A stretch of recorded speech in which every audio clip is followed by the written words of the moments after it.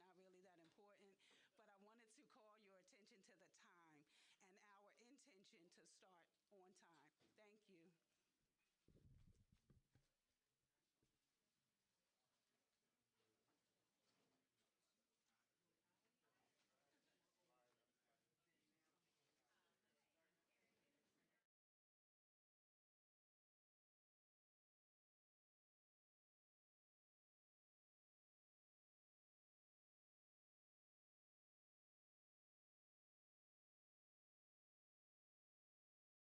Thank you.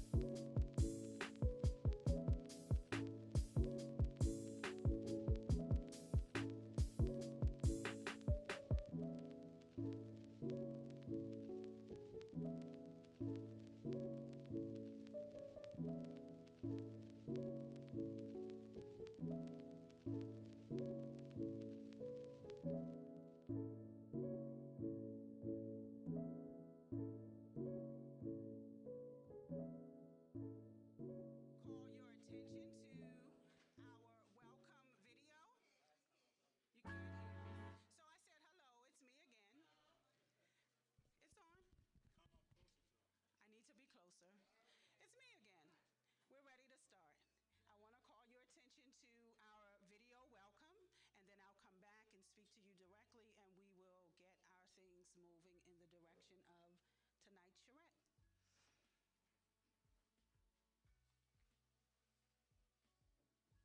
Thank you for joining us for the second of 4 Park Heights Community Charrettes. We learned a lot from our first charrette and can't wait to get feedback from this one. And on behalf of Park Heights Renaissance, I'm Yolanda Jiggins. I'm the Chief Executive Officer. And on behalf of our staff and our Board of Directors, we want to let you know that this series is a show of our commitment and purpose, which is to partner with residents and stakeholders to implement the vision of the Park Heights Master Plan.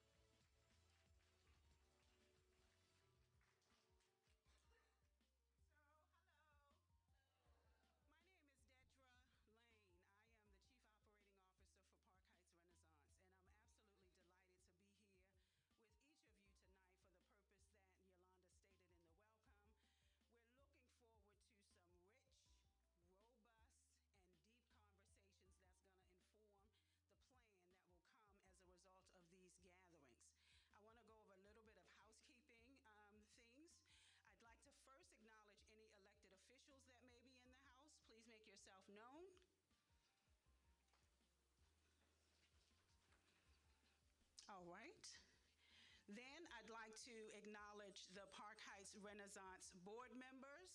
Please show yourselves strong.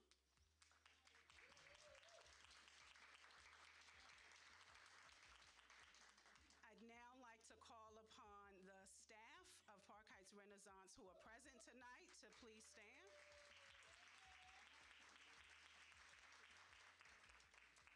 I want to remind you that there is a swag table in the back of the room, and that swag table has items that are free to you, one each. Please take something home with you to remember Park Heights Renaissance.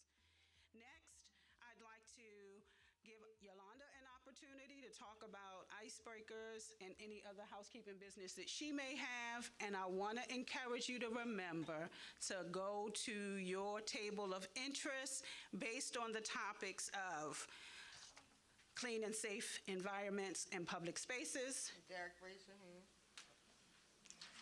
robust schools, business employment training opportunities, and diverse and equitable housing. So if you're not already where you want to be in terms of your interest of conversation, please make a point of doing that. I'm getting some instruction and I can't see because of bright lights in my face. Healthy food access. I forgot about that one, even though I saw it earlier. Where are you? Hi. Okay. Yolanda? Hi, everybody. Y'all acting all dry. Hi, everybody. Welcome to Park Heights. First, let's give a round of applause to Langston Hughes for hosting us tonight. And you cannot be in this building without saying the name. Yes. Say it. Yes. Say it. Yes. George Mitchell Sr. would be proud of us tonight. So I'm going to start tonight out in his honor and in his legacy. I also want to make an announcement that for most of you, you know that we started the George Mitchell Fellowship Grant when we lost Mr. George back during COVID. So we are also promoting that grant. That grant is open. This is, I can't even believe it saying it out of my mouth right now, but this is the third annual George Mitchell Fellowship Grant. So we have extended the deadline. We learned some things, and so we wanted to make sure everyone had an opportunity to apply that was interested. So we have extended the application until next Tuesday, April the 4th. So if you know someone who is interested or an organization that has an impactful program that they need the funding to build capacity or grow capacity to show impact in the areas of focus that we know Mr. Mitchell really was passionate about, and that further our goals here in the master plan. So just wanted to pitch that. I wanted to honor Mr. George's legacy, and I wanted to thank the Langston Hughes team. I don't see them right now, but they have done a wonderful job along with the residents and partners here to bring this place back to life and to actually grow it. We plan to partner with them to help continue to grow this building. What we envision in this building is even more probably than what Mr. George Mitchell envisioned. He always thought about kids. He always thought about healthy food. You could always come here to get a meal. You can't be hungry in Park Heights without knowing where Langston Hughes is. So we want to partner with the Langston Hughes team to really expand this to be known as one of the workforce centers that is in Park Heights, creating and preparing our kids and our residents for economic growth and development. So I don't know where they are, but I just want to acknowledge and thank them. So before we get started tonight, and you guys really start brainstorming and mapping out ideas and solutions with ideas that we can implement quickly. I wanted to start by one, we did this at the last Charrette, And we're really trying to see how much y'all know about Park Heights. Because everybody in here says they love Park Heights, right? But how much do you know about Park Heights? Some of the things we learned at the last charrette, we asked, and I'm going to start, this is not going to be part of our prize-winning questions, but I want to just recap. So last time we asked, what are the boundaries of the Park Heights Master Plan area? And guess how many people knew? We had one and a half that, no, but everybody had different iterations, but there was really one person in the room who knew the answers. So just so we know, I want to start by saying the Park Heights Master Plan, which is under redevelopment, a redevelopment plan. We all know that as the master plan that was adopted a long, long time ago in 2006. We also want you to understand where you are. And so when people say Park Heights, because sometimes people say Park Heights and they mean a part of Park Heights, or it gets confused. So the Park Heights Master Plan area, which Park Heights Renaissance is focused on, and that's all about our mission, is about the Park Heights Master Plan area. The borders are from Park Circle, Druid Park Lake Drive is the entrance to the master plan. It goes all the way up here to Northern Parkway, to the north, and to the east, it goes over to Green Spring Avenue, and to the west, Wabash. That's huge, isn't it? That's a lot. So that's part of why we're here tonight, because this area is massive. This is the largest urban renewal project in the state of Maryland. So this is something we should be proud of. This is why we need all the residents and stakeholders to get involved, because we have work to do. This area has been disinvested in for a long time. We all know that. But it's still a strong community. We have strong home ownership. We have assets that we talked about tonight. We're in one right now. We have a lot of things that are going well, but we know that there is more to do. And so that's what we're here to do, and I thank you guys for coming tonight. And we're going to throw out just a couple of additional facts about Park Heights, and you might win a prize. So who in here can tell us the name of the aquatic center in Park Heights? The aquatic center. There's a swim aquatic center here in Park Heights. Come on, you gotta know the name. Okay. Who is it? Yes. So there is, for those who did not know, we have an aquatic center in Park Heights that is run by Recreation and Park. It's right next door to Pimlico. And if you've never been there, if you don't know how to swim, or your kids need to learn how to swim, you should definitely check it out. It is a very comprehensive swimming club. Michael Phelps has even practiced at that facility, just for a fun fact. So here's just a little bit of appreciation for your participation, and come up here and do the whoop whoop so people can know you were the one who won. All right. And then we're going to do just one more. And this is a little cheat, and if you don't get this right, if everybody isn't jumping up and down, y'all going to be suspect. So what's the name of the oldest medical center in Park Heights? The boys like, thank you. I don't know if we have enough gift cards for that one. Do another one. Okay. So y'all just get the whoop whoop. Everybody who knew. All right, so what's the name of the African Museum in Park Heights? All right, so we have run out of gift cards. So the people who raised their hand, let me see them again. 1, 2, 3, 4. We're gonna get y'all 4 gift cards because that's what's up. Because y'all didn't know we had an African museum in Park Heights. So that's what this is all about. I'm gonna get off of here, but I just hope you take a moment before you get started and think. We have some great assets right here in Park Heights. We just talked about some major stuff. An African museum is in Park Heights. And this is what we need to put out here so people know that Park Heights is the next best thing that's happening.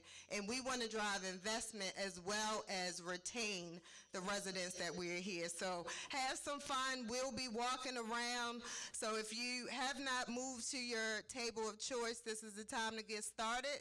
And then you will have a table facilitator and a note taker at your table that will help guide you through tonight's discussion. So thank you for coming again and enjoy.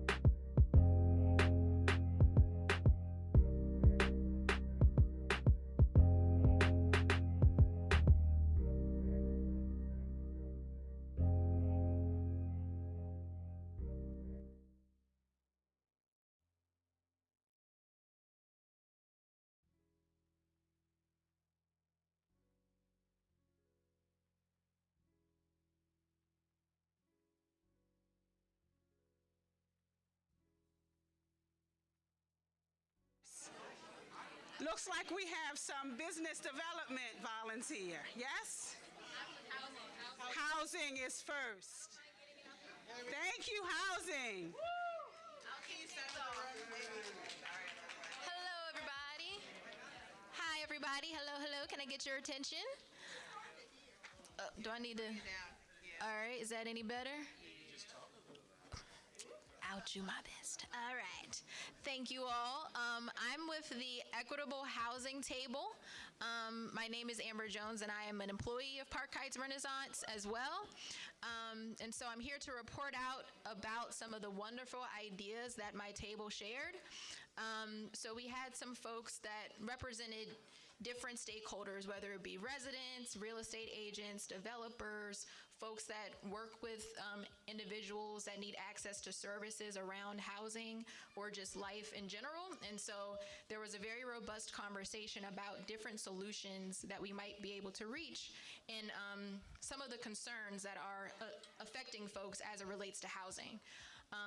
So I know that we want to get to solutions, but I also want to take time to highlight some of the issues that people raised, whether it be around property taxes and finding ways to ensure that the property taxes are affordable for folks that would otherwise be able to access and afford home ownership. We also talked about some of the challenges around trees and things that might be impacting people's properties, causing damage to their utilities even. We also spoke about needing a way to ensure that more people can access the vacant housing that is available for redevelopment, whether it be from a credit perspective, whether it be from a balance sheet perspective, just making sure that there is more diversity and opportunities for folks from different incomes with different credit situations to be able to acquire and rehab and even live in these homes. We also had some conversation around something that came up last time, creating more housing opportunities for young professionals to ensure that there can be intergenerational communities and that as folks are aging, that their next generation of, potential homeowners and family members get to participate in the opportunity to be homeowners and part of their community long term. And we also want to ensure that our seniors are able to age in place and have the accessibility that they need to be able to navigate their homes. We also spoke about populations that might have certain challenges around housing, whether they're currently unhoused, they have disabilities, or veterans or folks that are just returning back to the community, wanting to make sure that we have housing units that are set aside for these individuals and that are providing wraparound supportive services, not short-term services to just get them into housing, but long-term services to ensure that they can maintain their housing. We also talk about the fact that there's a Section 8 home purchase program, and are people aware of that resource? Are people being connected to that resource? We had some agents who actually have helped people through the process of becoming homeowners through that program, so how can we get the word out to more individuals so that they can leverage that opportunity to become homeowners where they might have thought that they couldn't? Something else that we also talked about is just general education around home ownership and the incentives and resources that are available to help homeowners. So some of the solutions that we talked about where we can engage some of our neighbors and community members, have people tell their stories, share their experiences and their success stories, whether it's the process of becoming homeowners or the process of getting a complaint addressed that was submitted to 311, or different things that they might have navigated that were challenges, how they were able to overcome them and leverage the free resources that are available to all of us as city residents that we could be using more. We also talked about the fact that at some point in recent years, there was a pro bono day actually in this center. So could we do that again? Could we add some more resources to that day to help folks that might have different challenges that could be barriers to homeownership or rental housing? We also talked about, sorry, let me read my handwriting, doing some type of welcome new neighbor package. something to kind of let folks know where they are, how they can get connected to their neighborhood association, just a nice welcome gift and gesture to make them feel like they're part of the community. Also to help provide some education and resources around different code enforcement related issues, and knowing when the trash pickup day is, for example, knowing how to make a 311 call if you have an issue or concern. Different things that might come up as a homeowner that you didn't necessarily have to encounter maybe as a renter or someone that came from elsewhere, and you want to know how do you access those resources where you're currently living. Is there anything that I overlooked in that recap? All right, so that pretty much does it. Thank you all for hearing out the equitable housing table. Thank you, equitable housing table. Who is our next table to volunteer? All right, schools, let's go. Come on, Jay. Come on, Jay. Come on, Jay. Let's hear it for Jay, y'all. Come on now.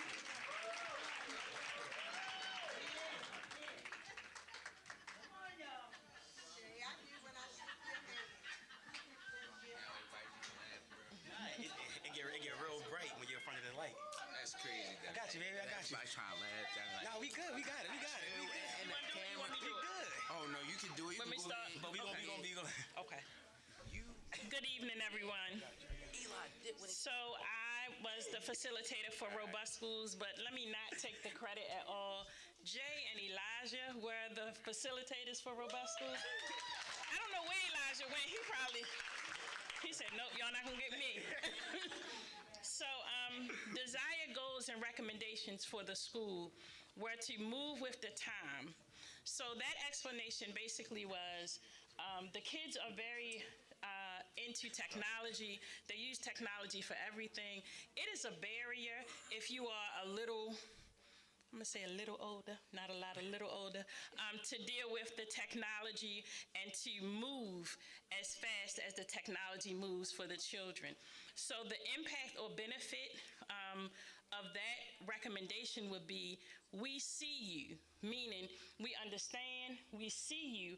However, let's connect, let's get together. Jay, you show me on Instagram how I can boost my business, or how I can find an answer to a question in school, something that somebody's asking me. Most times we think of social media as, just the kids playing foolishness or things like that. But however, social media is a good tool for the kids because they understand it and they can look up anything. It's kind of like the encyclopedias we had back in the day. It's kind of like that, but it moves faster. So that's one of the recommendations and benefits, just that we see you, we want to connect. A safe environment. One of the things that really impacted me is when we asked Jay what are one of the things that he wanted to see in the schools, he said a safe environment. So we asked him to explain what that means. And as a mom, I swear I'm gonna try not to cry. But when we asked him what that meant, he said, I don't know what it means to be safe. So in that answer, the impact is, how do we make our children feel safe in school? How do we do that? One of the things that we do is we put the proper measures in place for them to be safe. And it's not always the police officers and all that stuff in the schools. It starts at home first. Because moving forward, Jay and Elijah said, there's Elijah. Hey, Elijah.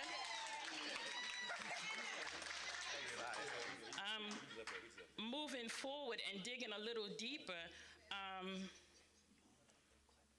we asked them what would make them feel safe prior to even going to school, prior to even hitting the schoolyard. What will make you feel safe? Both Jay and Elijah said, I don't have time to feel safe. That's impactful. If you wake up in the morning just to go to school and you don't feel safe in the morning, it just affects your day. So we need to think of ways, because we tried to pull ways out of them to figure out how can you feel safe. So we need to figure out ways that these young people can feel safe when they wake up in the morning. So the impact, of course, would be I would be able to learn better. I wouldn't be worried about what's going on around me because I now feel safe enough to pay attention to my teacher and not be looking to see who coming in the door to make sure that I'm safe. So that's a little rough. I kind of want to take Jay and Elijah home with me tonight and just be like, come on home, y'all safe. Also, Saturday school was one of the recommendations for a better learning, a better way to reach the children, but also Miss Minerva said that it's extra help. It gives GED skills for children and parents, and it also reinforces parents to understand, one, that your children are learning on a Saturday, they're eating, they're getting skills, and they're getting things that they need to either move forward or, I mean, let's just be real, some kids need extra reinforcement because they possibly have failed a class or something like that, and that opportunity might not be given during the school day. So Saturday school would be a great environment. And also, I think you said it would also be a way to have a resource fair or some resources there when the parents need things. You know, they might need BGE assistance, they might need food security, and just things within that day. Wraparound services. So that would be one of the benefits. Healing and engagement. We know that there, unfortunately, are traumas that happen in life. So just having tools and things for children to get, trauma-informed care, or just to get things that will help them with some unfortunate things that might have happened in their life. So we might have to have healing engagement sessions in school, outside of the school counselors who are probably weighed down, other agencies to come in and add some healing exercises. Elijah said a store. To have a store within the school that could possibly have things that they need and figure out a way that those resources can be given for free, where they don't have to worry about things that they need, basic paper, pencil, notebook, a jacket, anything. So Elijah said a school in the store that would have resources for them. Equity. We had a lot of deliberation on equity as well. What would be the impact of equity? And the impact would just be a better situation for all. You know, my school should look like the school out in Cockeysville. It just should. So just equity in the school system in terms of classes, academics, sports, across the board, whatever equity looks like. That's what was one of the suggestions. Parent engagement. We also had a lot of deliberation on parent engagement. Some of the benefits of parent engagement would be more respect in the school system. So if I come in as the parent and I'm engaging in the classroom or I'm being a teacher helper, then it shows my child that I respect education and that I respect the environment. So that rubs off, and my child now respects education, respects the teacher, respects the environment. It also brings about a village connection, where if I'm connected with the teacher and my child knows that I'm connected with the teacher, it just brings about, my child might be like, probably not going to act up today because I know mommy knows the teacher. So it just brings about that village perspective where we're all hands on helping. And the last thing was community involvement. Community involvement is key because as a community, we have to support the schools, we have to support the teachers, we have to rally, we have to fight, we have to do these things so our schools can become better, and Elijah and Jay can feel safe, and they can understand that the schoolhouse is there for more than just education. Like you said, it's wraparound services, and the school becomes a community hub like it used to be when we were younger. So that's it. Y'all good?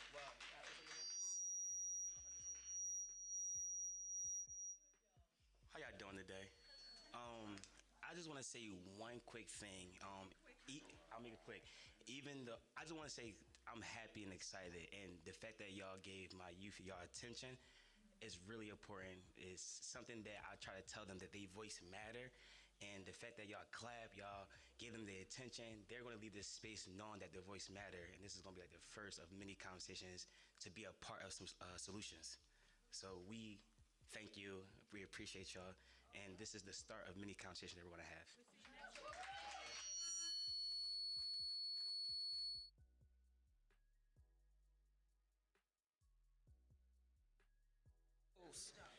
Who is that? All right, health care and healthy food access. Let's go.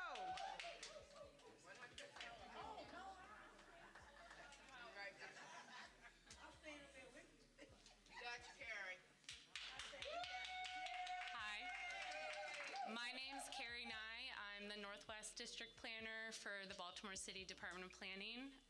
Jimmy Mitchell was our preferred candidate for this part of the thing, but he had to leave, so I apologize for the second substitute here.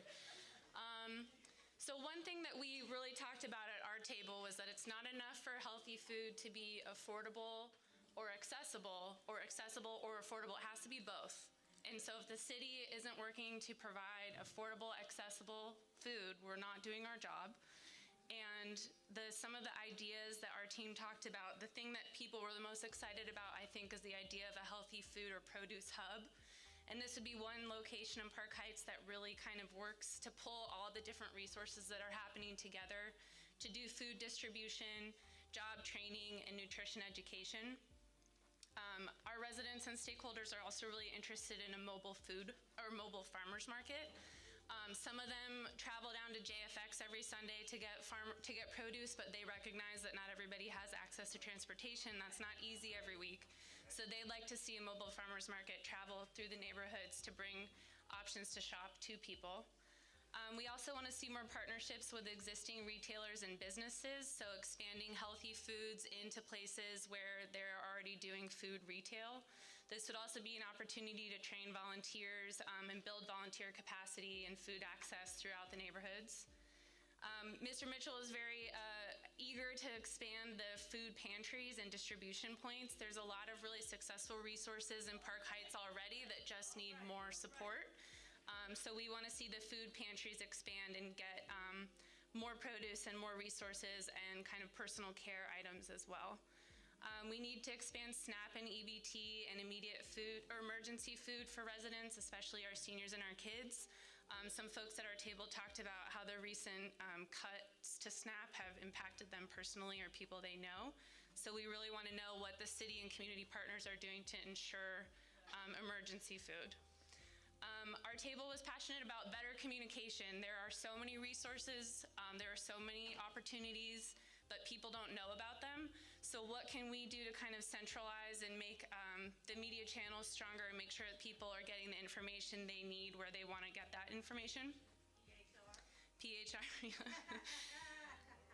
We had a great idea from Ms. Carla about ensuring that everyone has access to a primary care physician and a facility that has primary care, social work, and pharmacies, because it's not enough to just have knowledge that you might be needing to make some changes, but you need to have kind of a guide in that and have your healthcare provider be really active with you. And the last thing that we don't want to forget is that we need money, personnel, commitment, and passion to see through all of these changes. Some folks remember having similar conversations at our table several years ago, and they want to see these changes implemented. So we're feeling really good about being here and seeing the progress that's being made. Thank you.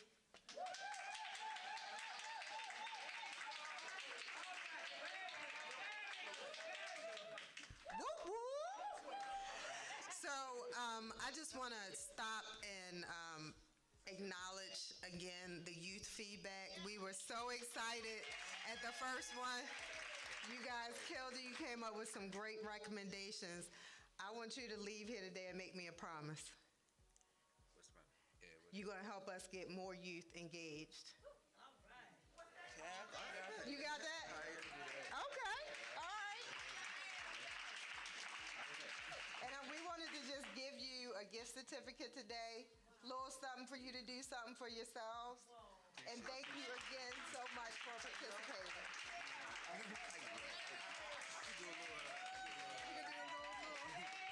All right. Thank y'all. So what is it called that we're gonna be what? What's that word we learned? Ambassadors. That's it, right there. Say it again. You're what? Ambassadors. You're a youth ambassador? Yeah. Thank you. See y'all next time. Yeah. All right. Bring some friends with you. Bring some friends. Thank you again, Jay and Eli. So now we're going, thank you, Sean. Now we're going on to our next table to report out. We only have two. Yes, Yolanda? One more announcement before the next table, so figure out who's going to be. There is on the table, it should have been the questions, the icebreaker questions. So we also have a survey for our grand prize at the end. So because we're getting tight on time, you could be filling out your survey while you're waiting and listening to the other group. So if you could locate it on the back of your sheet that says the icebreakers on the front. And if you don't have a phone to scan and do it electronically, we do have some hard copies that you can complete. And if you need that, Morgan's going to be walking around, so just raise your hand if you need that. Thank you. And so who's coming up next, Dedra? It sounds like Wade Carver is coming to talk about business employment. All right, let's get that business development going. Thank you. Good evening, folks. So my table is business, employment, and training opportunities. My table is business, employment, and training opportunities. And I try to start the conversation sticking to the script, and it really didn't move like I wanted it to move. I used the bullet points, and we pretty much got stuck on what we wanted to see in the neighborhood and what we didn't want to see in the neighborhood anymore. There was some talk about some of the businesses that had been around in the past, some of the current businesses. We had a couple of business owners in the area, one who grew up in the area and knew what he saw and what he wants to see in the future and the stumbling blocks to get there. Just to touch on the one comment that stood out, we need a bank. I mentioned the two banks in the area, and he said, no, we need a bank. He said that the banks have not been what the community needs them to be, right? And that stands out because if you're in the community, the people in the community are putting their money in your bank. They're investing with you, so you should in turn invest with the community, right? And clearly that's lacking. Talked about full service gym in the community, right? The fact that you have a gym way to the north and one way to the south, right? So if people have transportation issues or just limited mobility, they don't have options to get healthy. We had a community business owner, John Williams, who owns the Williams Funeral Home. And John mentioned that he'd like to see a dispensary in the community, right? Because marijuana is such a booming business.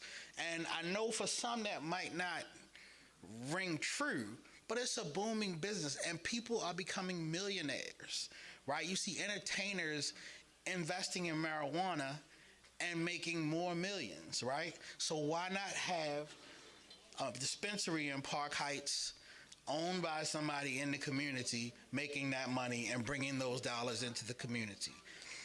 We talked about a coffee shop in the community, and I mentioned Starbucks, and one of the people at the table, he didn't feel that Starbucks would be viable in this community.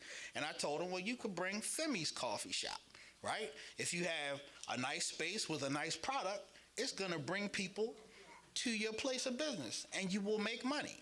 You know, if you sell good food, people are going to come and eat. So if you create a good space, and I told him it could be a co-working space, right? So if you could get good coffee in a good spot and you could sit and work and things like that, why not, right? We also talked about juice bar, right? Again, with the healthy options. You can have a juice bar in the community. Everybody's juicing now, and people are juicing. I have a cousin who has MS, and she's improved her health by juicing, all right? On the flip side, Miss Sharon said less liquor stores, right? We all know what that's about. Then to take it a step further, it was stated that all we have is chicken joints and Chinese food joints, right? So I believe it was Mr. Marcus who said, why not a sit-down restaurant and not a Taco Bell, right? See, exactly, you had that, exactly, right? We also talked about a commercial kitchen space, and commercial kitchen space goes to the length of, I know for a fact that there are people who live in this community who make baked goods, right, and sell them, right? So if you could go to the commercial kitchen and make enough to sell to hundreds, right? And then, so you have little shops in the area who could buy your baked goods. You're keeping all that money in the community. We talked about how they would bring, you could bring jobs into the community with more robust businesses, and how ultimately that would circle back into uplifting the community.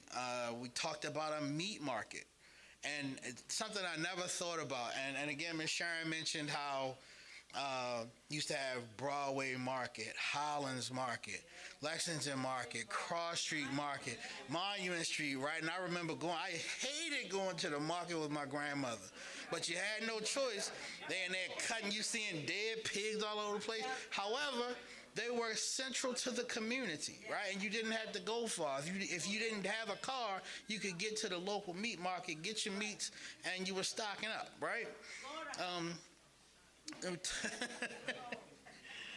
Oh man. So, and we also talked about more recreation centers, right? Recreation centers where if you have as many recreation centers in your community as you have liquor stores, imagine how much fun the kids could have.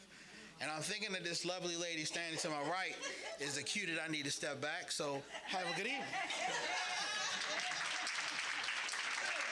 Thank you so much, Wade Carver. And last, but certainly not least, is which table?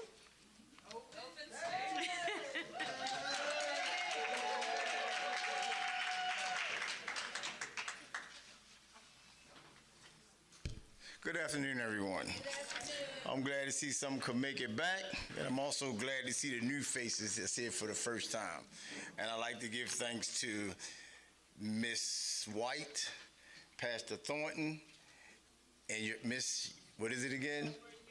Yeverton, for coming out. This is their first time coming out, and they're in the community. And we all noticed that. And I am Derek Ellis, and I'm also with the Park Heights Renaissance team. I am the workforce manager for Clean and Green and the newly Clean and Court program that we just picked up. So with all that being said, everybody knows that the Park Heights community is being uplifted with the new development and the bright ideas and just the new planning overall, all which is great. But a lot of the seniors, they are concerned about the safety as well, which everyone else is. And we all have the problem, but some of the solutions are they're concerned about lighting and the cleanliness of the Park Heights area. No matter how much we build, someone still has to come back to clean up behind everyone. You have a newborn, that baby could be just as cute as all outdoors, but you have to clean up behind them to keep them beautiful. So we've come up with some solutions we mentioned last week, and we have to try to recognize and use our resources with the city. We can only do but so much, but if we complain and reach out to the city to make them do their job, that will make our job easier. We come up with ideas. If the storm drains, we try to get some type of petition going to see if they can get grates like Baltimore County to keep the trash from going into the drains, just to allow the water to flow through, because whether you know it or not, a lot of homes back up because of the trash go down your storm drains. And then the other issue is that it's not that DPW is not doing a great job, which they are with the 311 calls, but they're understaffed.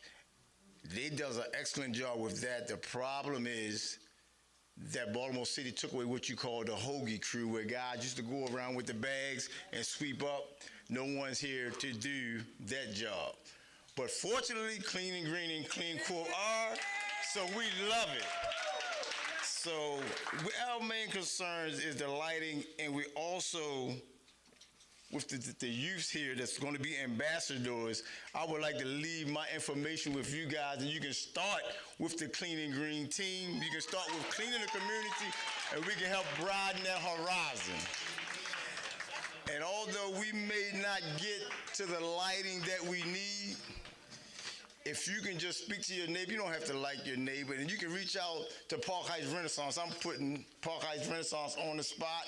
If you can at least get 20 people on your block, we will try to provide yellow bulbs, 25 watts. If you turn your lights on your porch and people see that, they will at least think there's some togetherness there, and you may not get the traffic coming through there that's giving the trash. So they may say, we're not going down, they watching us. So we don't have to get the city lighting, we have lighting of our own. 60% of us in here smoke.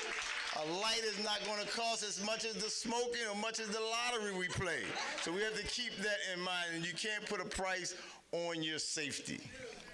So with that, I have so many different solutions, and I'm not going to stand up and talk all night, because, right, my bedtime is 8 o'clock, and it's almost 8 o'clock, so I'm just going to bring one other thing up, and that is that we must try to get these different communities together and stop pushing away, because it's not about the money. If we can just get together and come together with our differences, we can make a big difference. But since I've been in the Park Heights area, everybody wants to do their own little thing, which is great, but if we all come together, we will make a larger impact in the Park Heights community. So with that being said, I'll see y'all in the next one. All right? Thank you for each of our table report outs. Obviously, there was some significant engagement around each topic area and some fantastic suggestions lifted up. We're going to keep the night moving along because we want to be respectful of your time. We agreed to be done with you by 8 o'clock. We have a little bit more business that we need to take care of that I'm sure you want us to take care of because we promised a raffle. I have a handy assistant who is going to help me draw the raffle ticket for our grand prize tonight and our first place winner. So if you all will put your hands together and help me welcome to the podium, Sean. Somebody great to win something. Less dominant hand. My less dominant? Less dominant okay, hand. my left hand. And I want you to look away.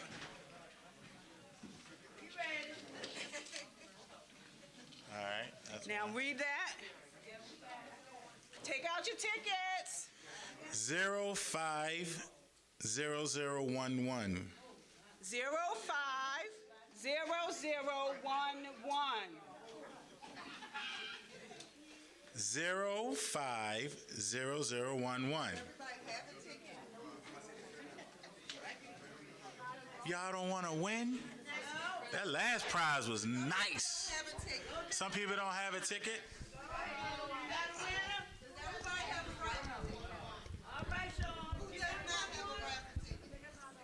Okay, I got it.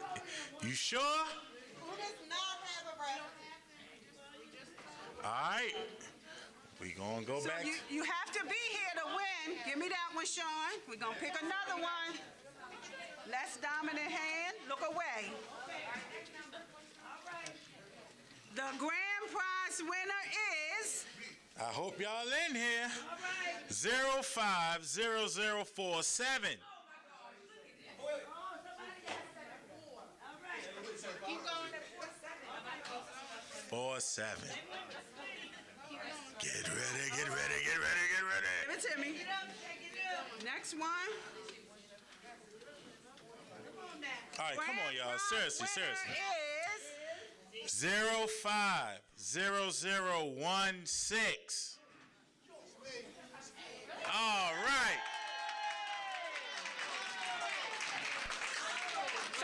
So you have to take the winner's walk and go get your prize. It is on the table in the wrapped box. Oh. That is your grand prize. Congratulations.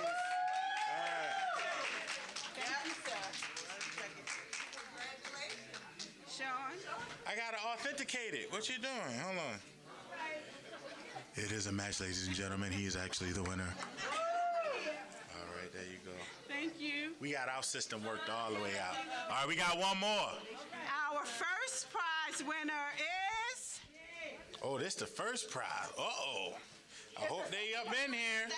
This is the second and the last prize. 050075. Huh? All right.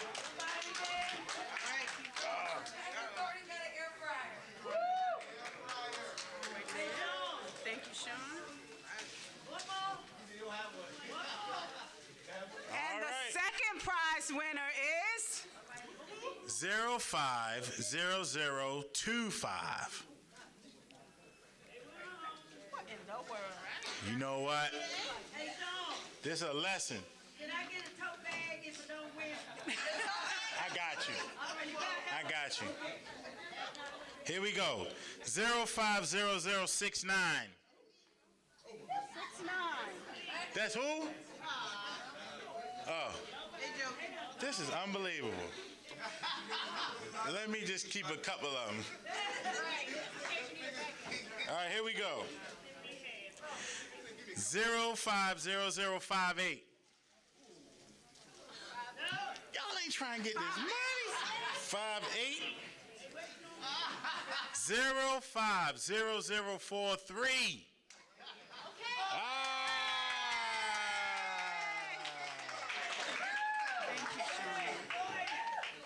You gotta come get your prize. You gotta come get your prize. Are you coming to get your prize?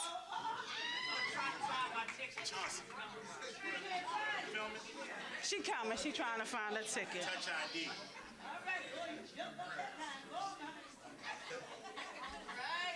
Do you still have it, Sean? I can't authenticate it. It's for you.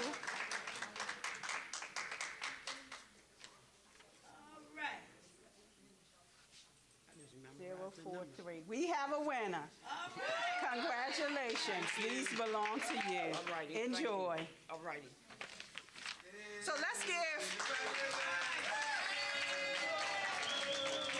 let's also give a round of applause for our assistant Sean, who just stepped right in and did what we needed him to do. Thank you all so much.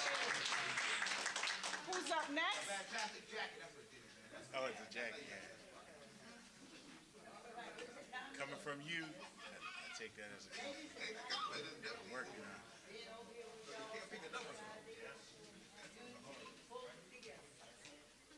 So we've come to the end of the show, guys. You guys were expecting something else? You want to stay, don't you? But I just want to say thank you for coming out. It was so great to see everyone. We will be having 2 additional charrettes.